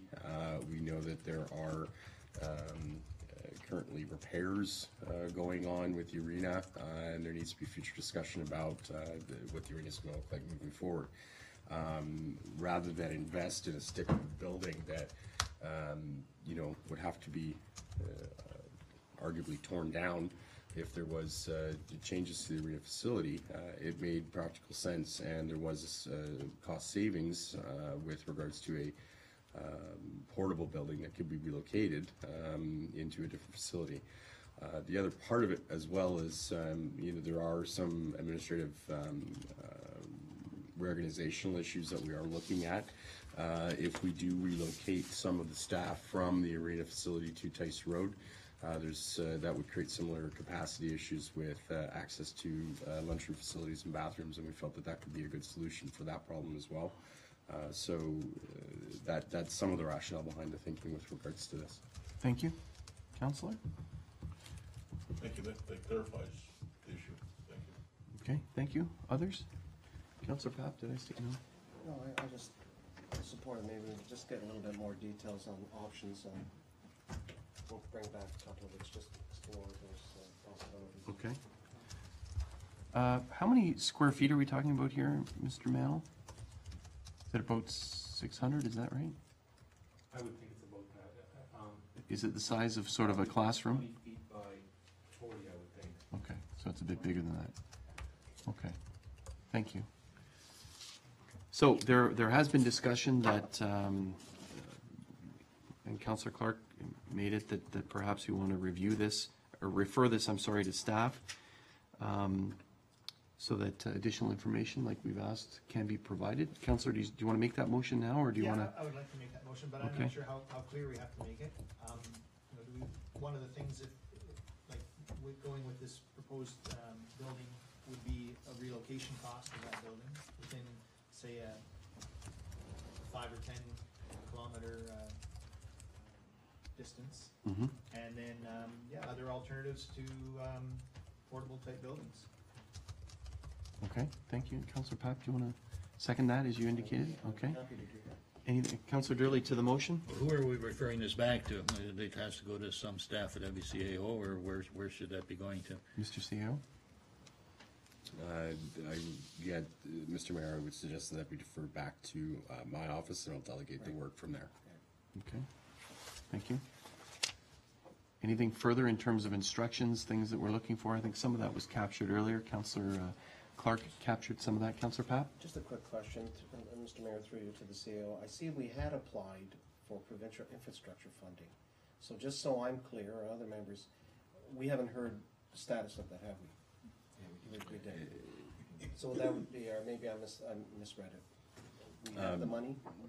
Mr. Mayor, to answer the councillor's question, no, we did not receive the funding that we applied for the arena. We did receive funding for the pool house and for That's right. Okay. the other project. So is it premature to ask, how would we fund? I saw there was 60,000. This is now we're looking at 143,000 roughly.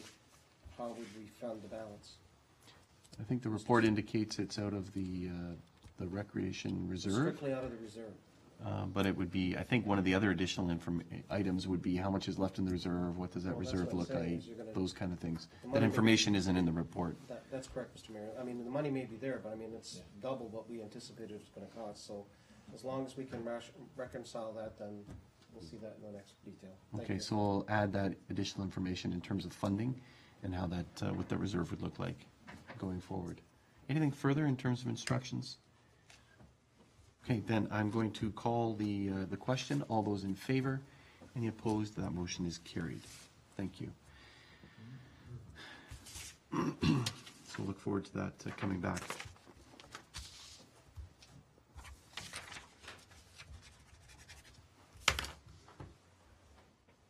Where do I sign here? Sign at the bottom, she says. Thank you.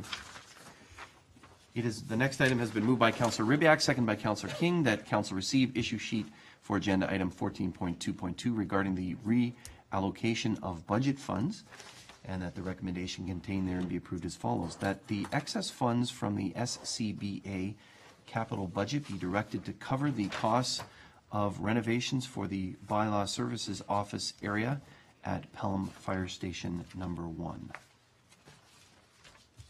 Discussion? Remind us what SCB is.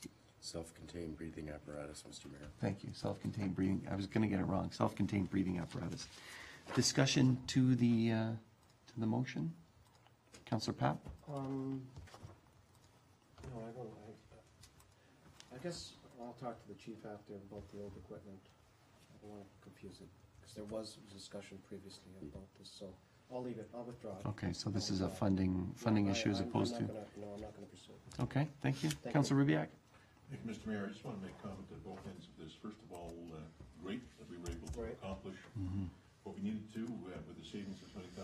And second, fully supportive of the reorganization and the necessity of office space. I think this is an excellent recommendation to move funds from one to the other.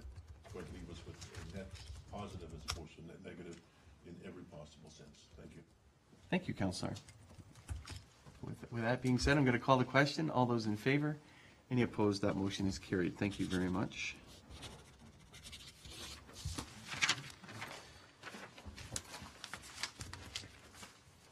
The next item is presentation consideration of bylaws.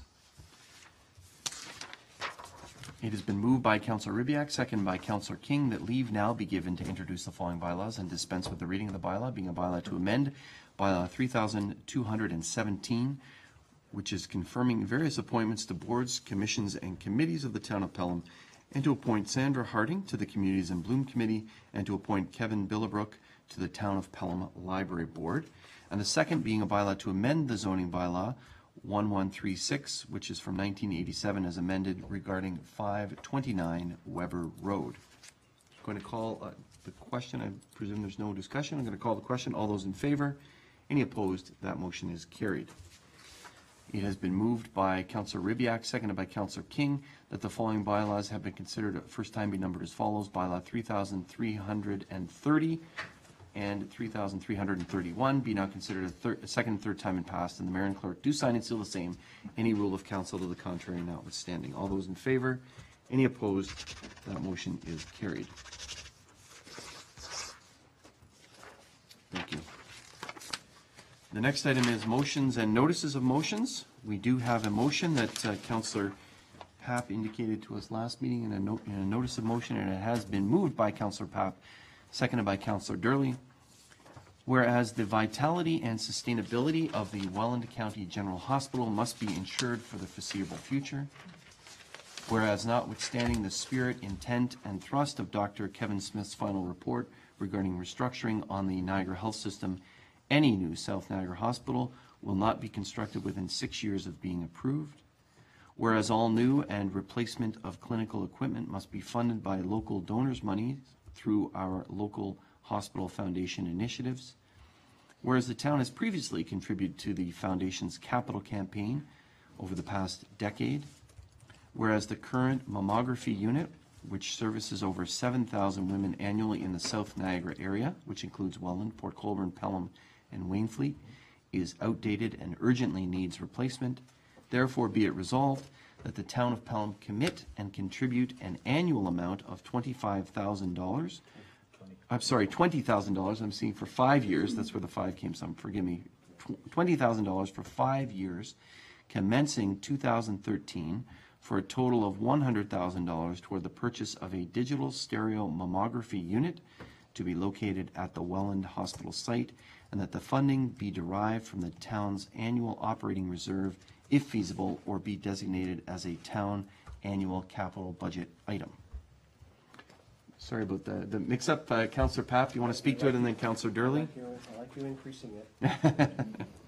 Well, first of all, thank you, Mr. Mayor, for reading out the resolution, and thank you, Councillor Durley, for seconding it. Firstly, I'd like to acknowledge in the audience tonight, with the discretion of council, Mr. Mike Walsh, Director of Fund Development, members of the board, other staff, mayor, and clinical staff from the hospital.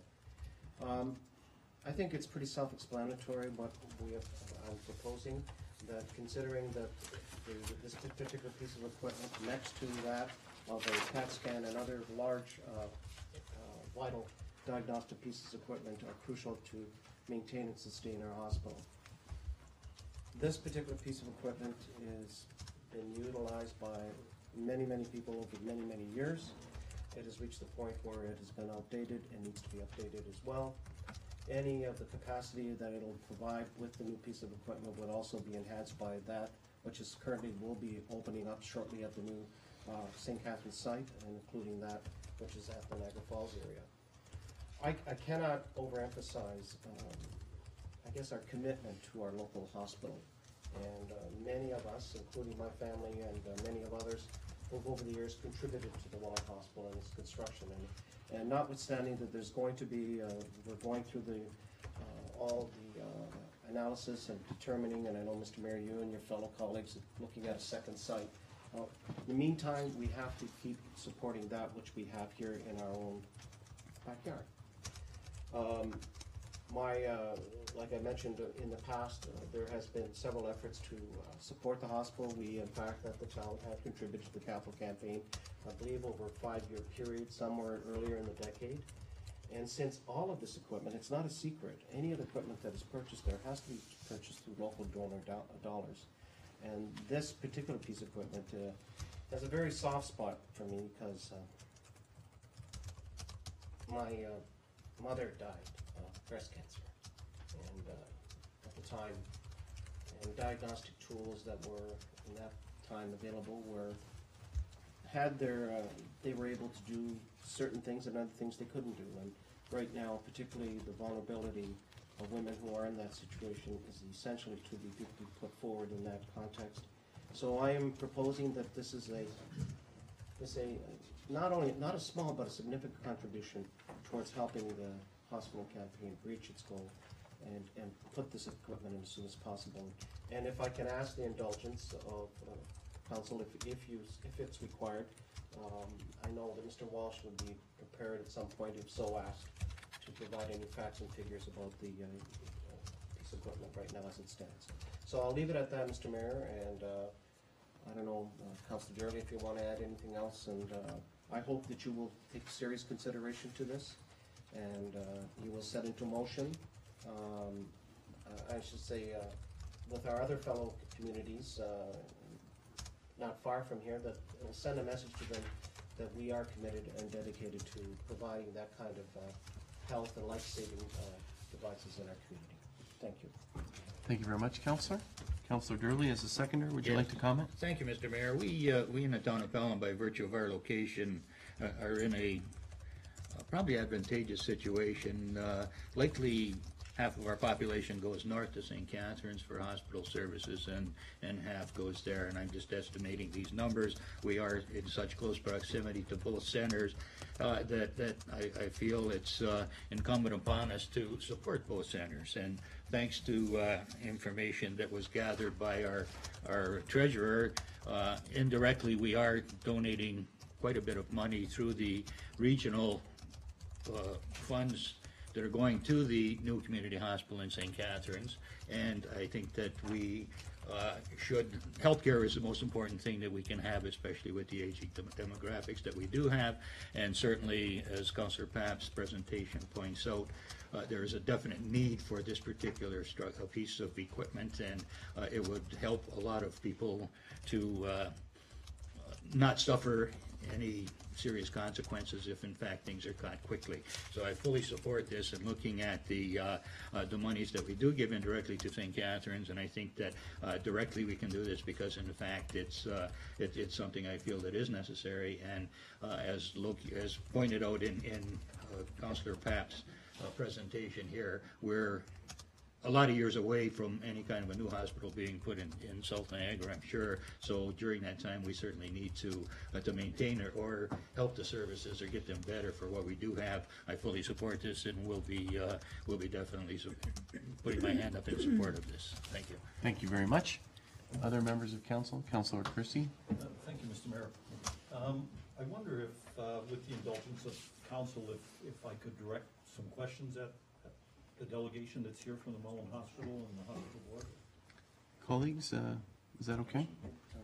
Mr. Walsh, Mr. Walsh, If I could would bring you? Dr. Agarwal and Sean Fitzgerald, Bill Hatcher. Okay. Dr. Agarwal is the chief radiologist at the Welland site, and Sean is the manager of diagnostic imaging, and Joan is the manager of medical affairs for the NHS. She's also a former X-ray technician and a breast cancer survivor. Okay, thank you, Councillor. Thank you all for attending. And I don't mean to ask these questions to belittle the importance of breast cancer and breast cancer screening. We all have loved ones that have been touched by it in various ways. But some of the questions I'm asking will help in dealing with our fiduciary responsibility to the taxpayer. So the first question I have is, could you give us an idea of what the cost of this particular piece of equipment is in total? The cost to purchase and to install it is $600,000. Now, is this a conventional mammography unit? Could you explain what a stereo mammography unit is? It's known as a digital mammography unit. As you know, conventional mammography is the only modality left now that uses conventional X-ray film. Now, when you and I go to the hospital for a CT scan or X-ray, it's all seen on computers. But so up to now, mammography has been conventionally done on X-ray film. Technology has proceeded enough for us to digitally create these images, which gives better imaging, faster imaging, and more detailed imaging in the diagnosis of breast disease. So this is called a digital mammography unit, which will do away with film altogether. How does it compare to a thermographic unit in terms of accuracy and Thermographic units have been around for a while, but they never have even come close to conventional mammography in terms of the detail that is offered in that modality. And digital mammography is one step even higher than conventional mammography in that respect. in some of the background material that was provided to us in our preamble to the motion, it's indicated that approximately 7,000 women per year are screened by this particular unit that is currently in the hospital. What percentage of those 7,000 represent people from Pelham or women from Pelham? Are you able to give us some? I think when we looked at the statistics for the fiscal year 2011 up until March 2012, approximately 1,100 women were screened from Pelham. So about 20%, 15% approximately. Okay, thank you. Okay, thank you. All right, thank you. Do others have questions or just comments at this point? Do you have a question or? I have a question for. Okay, go ahead. I have questions for others as well. Okay. If I may. I'd like to have some description, if possible, of how this equipment is going to fit into kind of the overall picture of diagnosis of cancers within the area. Considering that there's a new hospital being constructed with new equipment, there are other hospitals that will continue to function. What place does this equipment have in that total picture? I think the essence of mammographic screening lies in access to local community. And that's the thrust of screening mammography in that places other than here, for example in Europe and elsewhere, vans go out to the communities themselves or shopping centers to conduct mammography so as to encourage women to have their screening done at their convenience. Therefore, it's essential that for mammographic screening to succeed, particularly in our area, and to widen the access of mammography, that such units be available at the client's doorstep rather than in a centralized location elsewhere. Let me understand, is this going to be capacity that will be in excess of a minimum standard required for the area, or is it going to take up a part of what is minimally required? The hope is that this unit will replace two units, one at the Welland site and one at the Port Colborne site, so that this would effectively do the work of two units that are currently in place and serve a much wider population, and provides some access capacity, which we hope to utilize by encouraging more women to come forward. Our current mammography screening rate is about 30%. Ideally, it should be in the 50 to 60% range. So we are far behind in the catchment area, or the number of people that actually, or the number of women that are actually screened for mammography. Thank you. Councillor? Yes, and the, I I'm was sorry. just going to speak to that. When you're asking about the regional perspective, what it would do is bring Welland up to the same standard that currently exists in St. Catharines and Niagara Falls, because they do have the digital mammography. So without that, the Welland patients are going to be at a lower level of kind of standard of care. Councillor? Thank you. Obviously, this question about the future of hospitals in the area, because of course the St. Catharines Hospital is being built and at least theoretically was meant to replace others. Is the equipment itself then going to be useful in other locations should it be necessary to move it? That is, we're not going to lose the equipment if we lose the hospital. The equipment could be easily moved if that were the case. It's not, I mean, a real lot of equipment could be moved. A mammography unit, relatively speaking, can be moved easily. So if we did this, it's not going to be money down the drain if the hospital. That's correct. If something happened in 5 or 6 years, where the machine was required to be moved, it would easily be moved. I have other questions, but not at this panel. Okay, Mr. Mayor, thank so- you. I'm just going to see if others have questions for the representatives from the health system. Okay, thank you. If you wouldn't mind taking your seats, and then we'll carry on.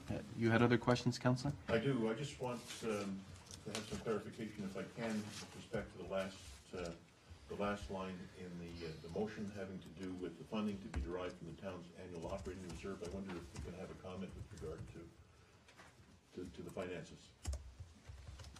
Ms. Pupel? I just for clarification, the town's operating reserve, I would assume would be this, in your surplus or deficit? Year surplus, end of the year surplus. So that would be pending a surplus from 2012 that we would allocate the $20,000 from that. Okay, and then just to finish that off, there's a question about a capital budget. And it is not a capital item because it's a donation and we wouldn't own any part of that asset, so it would go through operating. Okay, Councillor? And therefore, would our contribution be dependent on there being a surplus?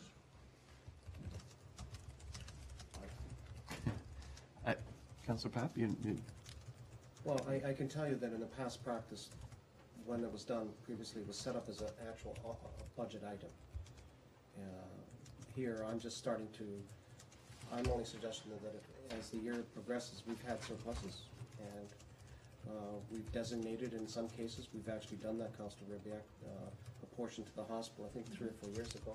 That's happened. And I don't really want to put anything in your mouth, that you know, like anything, but that's basically the way of doing it. I agree, it's not a capital, that's my fault. It's not a capital item, it's not an asset that we own. I apologize. No, that's fine. Councillor? I think I'm good for the moment. Thank you, Mr. Mayor. Okay, thank you. Others? For a first time? Councillor Kirsty? For a second time, quickly? Thank you, Mr. Mayor. In light of the commentary that was made with respect to the financing, could the treasurer give us some insight how we might go about financing this?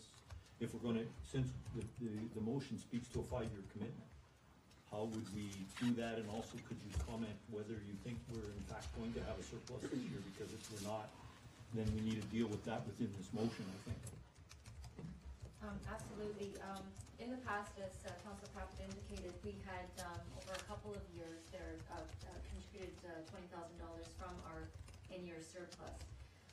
For 2012, there is an anticipated surplus that will become in a report to Council in February. There will be enough funds from that anticipated surplus to cover this $20,000. And that's how we kind of have handled the contribution over the last few years since I've been in the treasurer's role. Other than that, council has the discretion to attach it to the operating budget.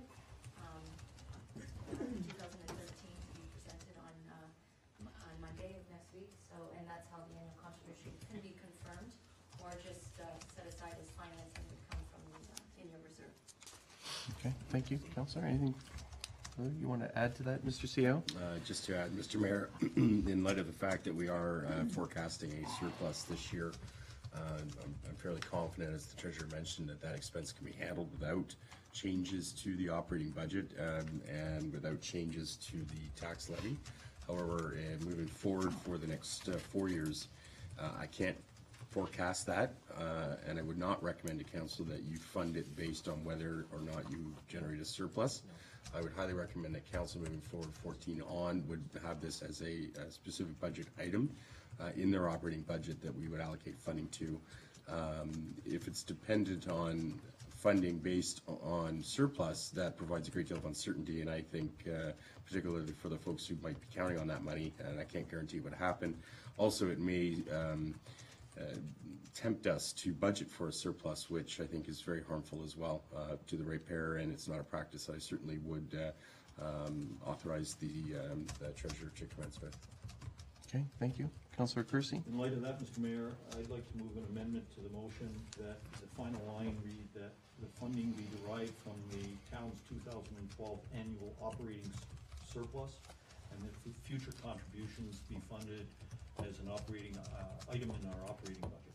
Okay, thank you. Is there a seconder for that? Councillor Papp, to that amendment? Anything? All those in favor? It was Papp. Any opposed? None. That amendment is carried. Thank you very much. And now to the main motion as amended. Are there any speakers to this? Councillor Rubiak? Thank you, Mr. Mayor. I'm inclined to be supportive of this. I think just as a general principle, of course, the diagnosis of difficult health issues like this is extremely important, and to the extent that our population will have a great deal of benefit from it, particularly if, as we put up money to do it, or we put up population money to do it, we publicize the need to make full use of those facilities. And because the equipment will be available regardless of the future of the Welland Hospital, it's unconnected with that, I'm inclined to support this motion. I'm glad it's been put forward. Okay, thank you. Others? I want to comment because I also want to be consistent with what I've done previously around this table. I think certainly the proposal that's before us is very, very worthy, and as we've heard, certainly the need is there in the community for this particular item.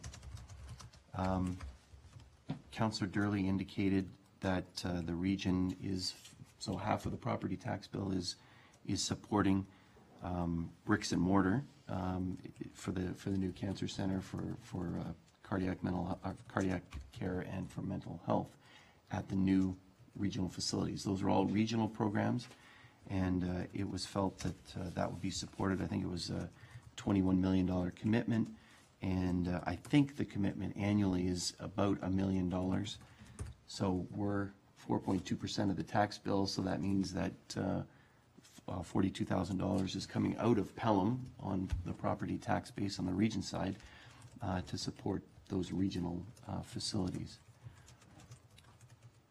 Some of the things that we do as a council relating to healthcare, we've certainly talked about encouraging medical facilities, and council will know that work is ongoing, and bringing medical facilities closer. And also there's a role, albeit it hasn't been that recent, but there's still money in the reserve in terms of physician recruitment, seeing that care and service of residents in our community closest to home is extremely important to council, and that is something that we offer, and we may well in the coming couple of years dip into that reserve there that's for physician recruitment. Councillor Papp is correct. In the past, council here in the town of Pelham has given to bricks and mortar predominantly, I think, and that's what's being done at the region. And I think in the past, you're quite right, Councillor, some of the other support was given without a specific item or unit. So it wasn't designated, it was from surplus funding, and it was supported in that way. But I think members of council, when people pay their property taxes, and we had this debate last week at the region as we talked about Heartland Forest. I was one that voted against the development charges for Heartland Forest, which was a charity, because that has to come out of one's property taxes to cover those costs. So I think when folks think about property taxes, they're not necessarily thinking about making a donation for casters and a unit and services for healthcare. I think they think about healthcare, and certainly we've shown individually as council that we stand united at the annual elimination draw, et cetera, for the Welland Hospital Foundation. I've started, as council knows, a gala to raise funds for these types of worthy ventures in the community so that they're not on the property tax bill. And so I won't be supporting Councillor Papp, the motion that's before us, because of that, in terms of that it's for bricks and mortar. And I do hope that the new hospital facility for South Niagara will come quicker than the 6 years, and certainly work to that. And when that proposal comes forward, this council may want to consider funding for bricks and mortar, as communities in St. Catharines and Thorold and Niagara Lake have supported the local component of that new hospital in the northern part of the region. So I wanted to explain, Councillor and community and council, why I won't be supporting the proposal before us, despite it being very worthy. So without further ado, I will call the question. All those in favor? Any opposed? That motion is carried.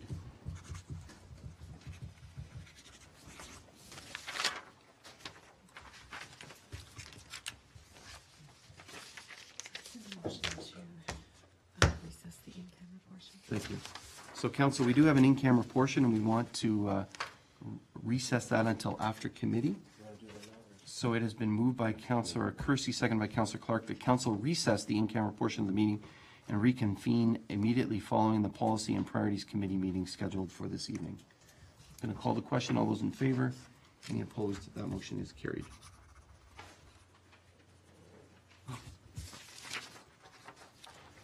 This meeting is temporarily adjourned until following priorities and policies.